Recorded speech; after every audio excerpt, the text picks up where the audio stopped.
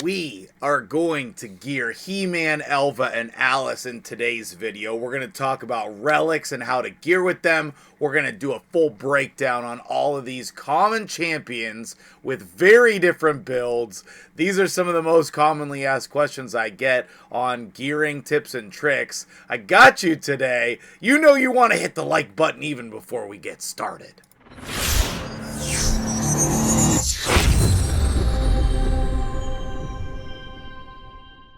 Welcome on in, new subscribers. My name is MtgJedi, but you already knew that. Welcome to the video. We are going to be gearing Alice, Elva, and HeMan in today's video.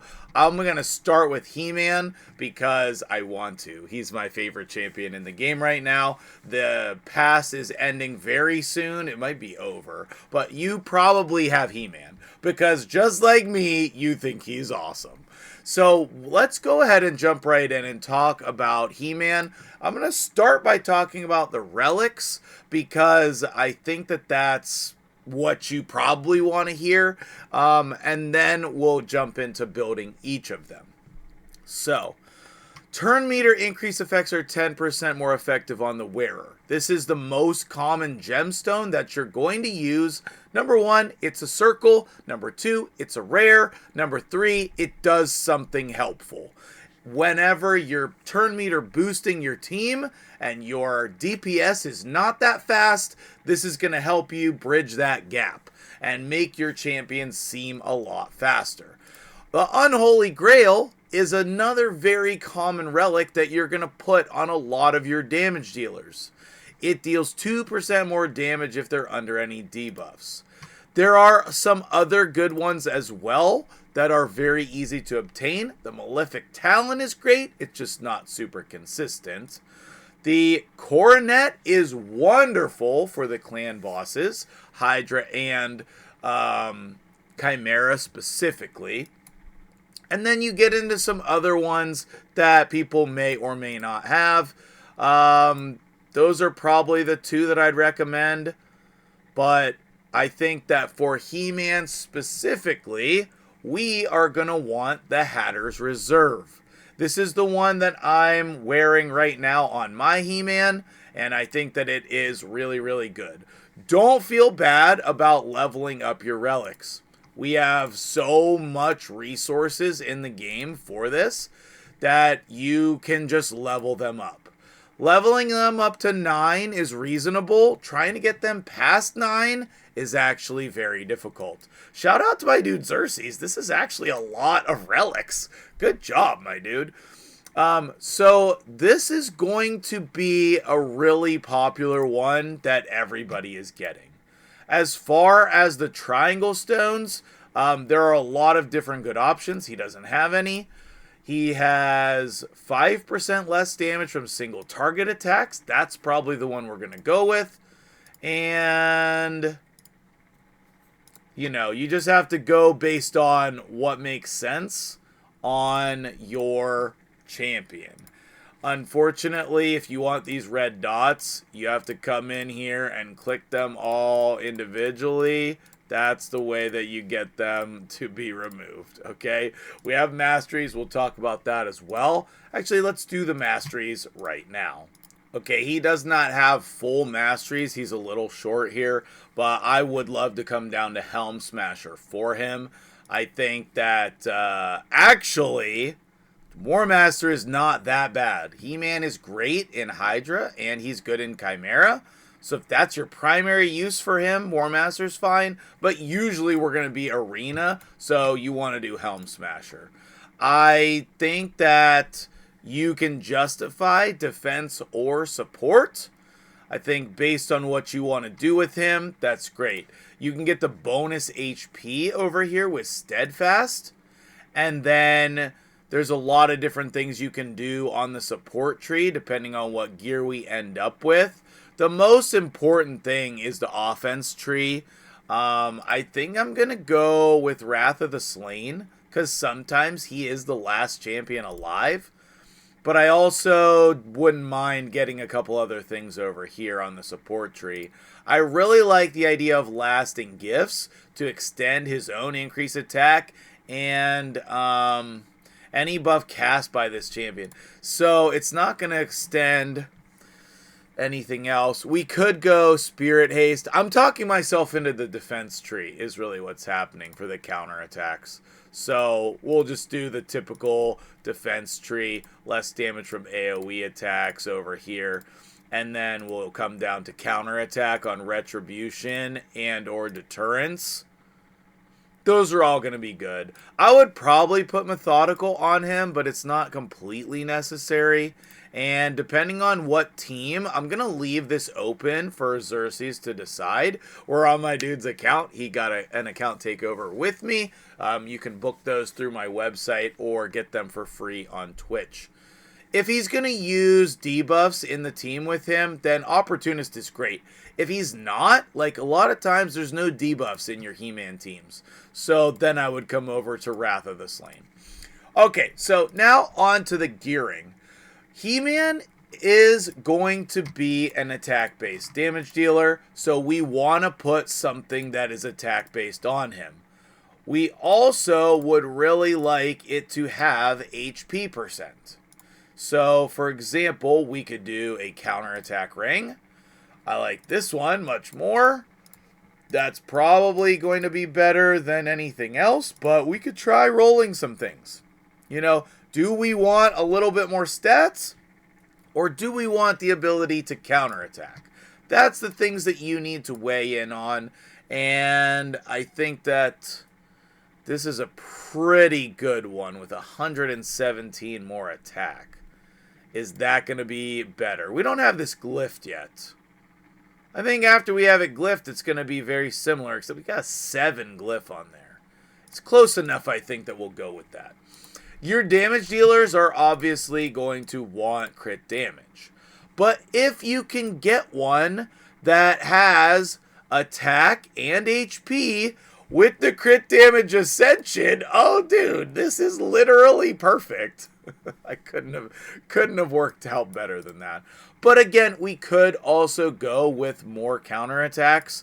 That's pretty sweet also. And then you're going to want an attack banner if at all possible.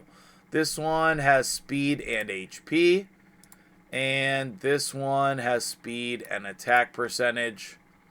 There's not a ton of great options there. It's possible we would want to do an HP banner then. If we could have speed, HP, and attack percentage, we can't.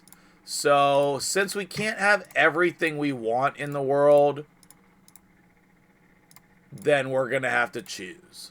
And I'm going to guess that we want the extra 5% crit rate. So I'm going to put that on there. And then you do want to be testing your ascensions. You want to be farming those dungeons to see what they get. Again, here we'll test the ascension. Hopefully that's attack or HP. Perfect.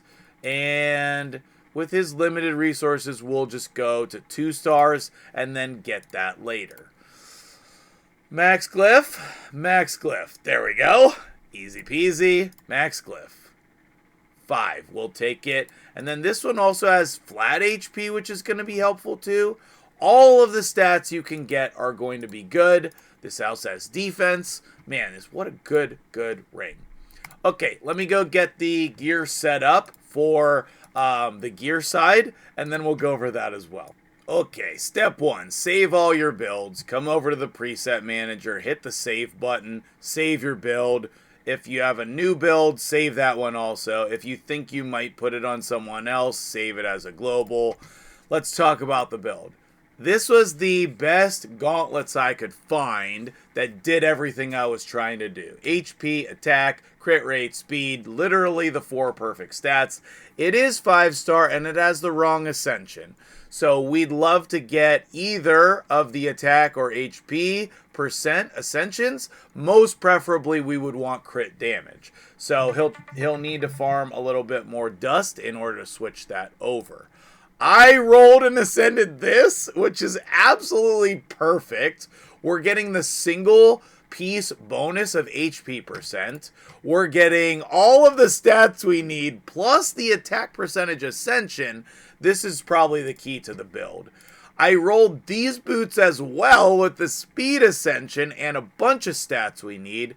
And then I tried to fill in the other stats with the rest of the savage pieces wherever I could. We got 3 stats that are good there. We don't need accuracy.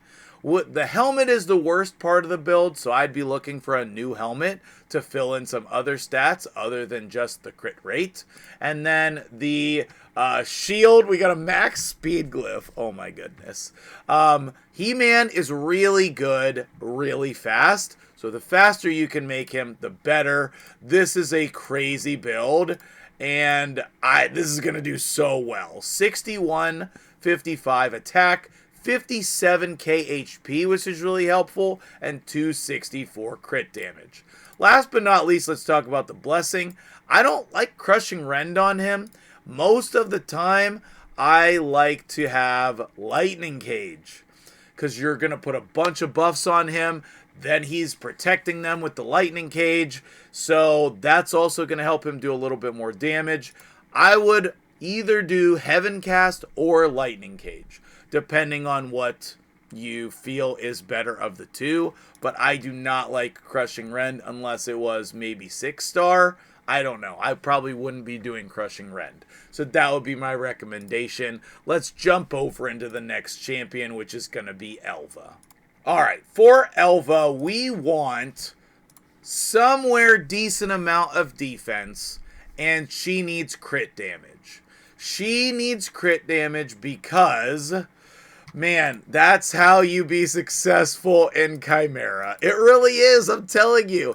And if we can do 9-piece protection, that would be great. But it looks like Feral has the protection gear. So I'm going to chat with Xerxes and see how important that is on him before we decide on the build for her. Okay, while I'm waiting to hear back about the Elva gearing, let's talk about Alice. I think this is going to be the most common way that Alice gets geared is 2-piece pinpoint, 2-piece perception, and 4-piece savage. I think that's going to be the most common way in sort of like a hybrid build where she's trying to do some damage, she's trying to be a little bit speedy, but at the same time we want some amount of accuracy to at least lock out their damage dealers, their low resistance champions in their team. The 2-piece pinpoint's going to give accuracy and speed. The accuracy banner is going to be the primary way we're getting accuracy.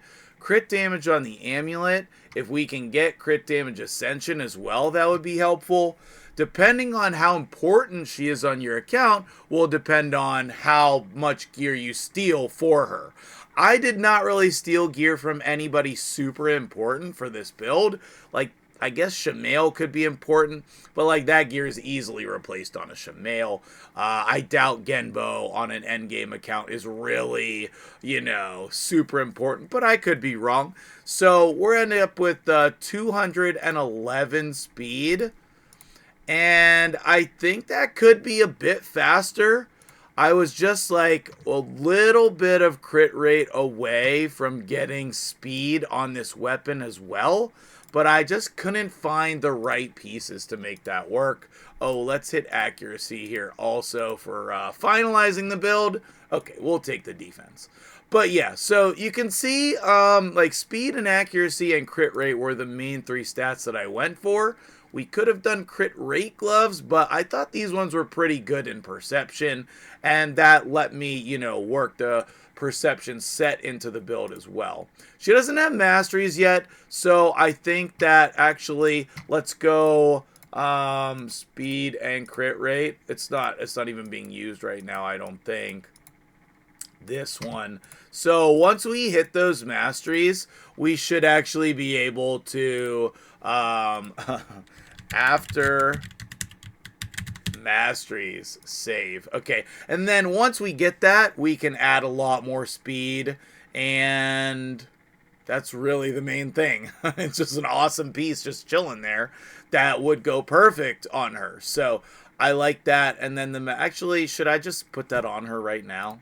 Yeah, I probably should put it on her right now.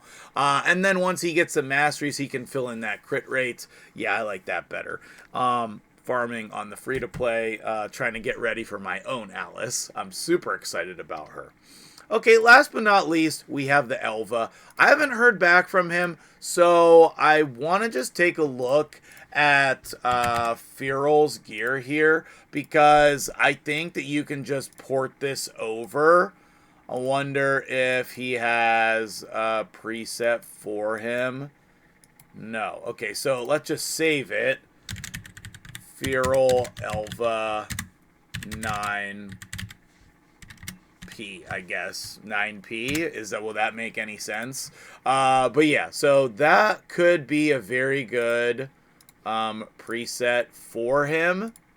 And then when we go to the Elva, this is what it would look like. So let's see it on her. Fale Elva 9P. And then all the way at the bottom. Okay. And you can manage... Oh, no. You can... Yeah, well, you can manage these. You can move it up. There's no... You have to do that each time, but you can change the order of your presets as well, in case you wanted them to be higher on the list. So this would be 274, but no crit damage. So if I was putting this on Elva... I would want to see, do we have a crit damage amulet? We do not. What about substats of that? We do not. So this has no crit damage on it. So we could just manipulate that a little bit on her build. And make sure, like, she doesn't need accuracy, for example. So we could come in here and just make sure that she has crit damage on this with the protection. And then find the appropriate, like, resistance, or... Like, this one's not bad, I guess. This one's not being used at all, but it's attack percentage. We would have to probably do that one. And then where we really get it is a lot of times on the boots. Like, that's just... Oh, we would lose the speed ascension. Well, that's something we would have to consider, like, how much crit damage do we actually need? But we can come in and find it up here. Speed... And then probably just taking the unused ones right here. Speed and crit damage, speed and crit damage. So is really the only thing we need to share is the accessories? Is that what I'm seeing? What if I just put this one or this one? Or I just rolled my own, got my nice little triple speed with crit damage. Okay, well, you know, you can't have everything you want in the world, but that does do a lot of things to help us out. And then we could customize it based on the build as well. Here, I'm going to roll this one too, since we have a little bit of time. Okay, 111. I'd rather have the speed, but, you know, it would depend on the build. Same thing, we could go with, you know, a lot of different options here. So then, what would be a good option for the gloves? We could go HP with speed and crit damage. Yeah, I like that. And then, what about the boots? We had already stated that there was some boots here. Python? Yeah, probably. So maybe this would be an even better build. We have a decent amount of crit damage, so she's not the lowest. And then maybe she shares gear just for the runs on Chimera. Okay, so let's do this as a Chimera sharing. Chimera sharing. And then if he doesn't want to do that, I would still recommend at least a 5-piece. Well, actually, let's come in here and look. Yeah, 5-piece protection would be really good. So, if he doesn't want to share gear, we have this ring. And then let me go figure out the rest of the build and we'll wrap up the video. Okay, I think for now, we'll go ahead and equip her with the no sharing build, which is 7-piece protection, a nice amulet that well, actually, let me just save this and then equip it, and then we'll look at it. And then the amulet has HP with the crit damage ascension, resistance, crit damage, defense. And then we have a really nice resistance banner that can prevent the skill cooldown, the refresh banner. And then we have pretty fitting gear. HP with speed and crit damage. HP with speed, speed and resistance. We do have a little bit of everything on the boots. And we could fix the ascension. And then you already saw the top row stuff. So I like that build. You know, it's not 9-piece protection, but it is going to be helpful. The blessing that I usually like on her is intimidating presence, but you could also go lightning cage. I would say start with lightning cage and try that. It will add a little bit of damage. It will help the buffs from being removed, etc. As far as relics go on her, you are going to want probably the Gilded Dragonstone.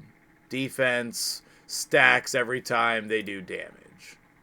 Or Rod of Blasphemy would be fine as well. There's not a lot of good options. You're just basically going to put something on her so that she gets a little bit more stats, you know? And I think that Elva's going to be used a lot. So I think leveling her up, getting the resistance is going to be great here. And then you can also put some gemstones on here. I don't know that there's really anything that's going to be helpful. Probably the shield buffs. And then as far as the circular gemstones, she's not doing damage. She doesn't need accuracy. So I would say just invigorated. I think this is probably the best rare gemstone. It's just really good. And anything that's going to be boosting her stats is going to be good. But as far as like the common relics, probably, well, I guess they're rare. The rare relics are the common relics. But a lot of people do have this Gilded Dragonstone. I've seen a lot. So that would be a pretty common one. And then on our Alice over here, anything that's going to be doing damage. Okay, she's not placing debuffs, but she could get the Unholy Grail. I would say that she probably would be best with the Talon. So that's what I would like to see. Maybe the Hatter's Reserve, maybe. But I think I would rather see this Talon here. I think that's what I'd rather see on her. I'm only going to upgrade that here because we don't have a ton of resources left. So that's what I would recommend. And then he doesn't have any triangle gemstones. So that's something he's going to need to work on, is getting those triangles to fill in on a couple of things. This will give her a little boost to crit damage, which is really nice. If you have these talons, put them on people, especially your good damage dealers. So that'll do it for me here today. What do you think of the gearing on these 3 champions? And my apologies for the space heater. I know it's kind of annoying, but like my heat is broken, so I need it. So we'll get there eventually. Thank you so much. I appreciate you guys for making it all the way to the end of the video. Was this helpful to you? Did I earn that like button today? And now you're a new subscriber because you clicked that button too. Thanks for watching. Have a great video. Have a great day and enjoy the video. I'll see you guys later.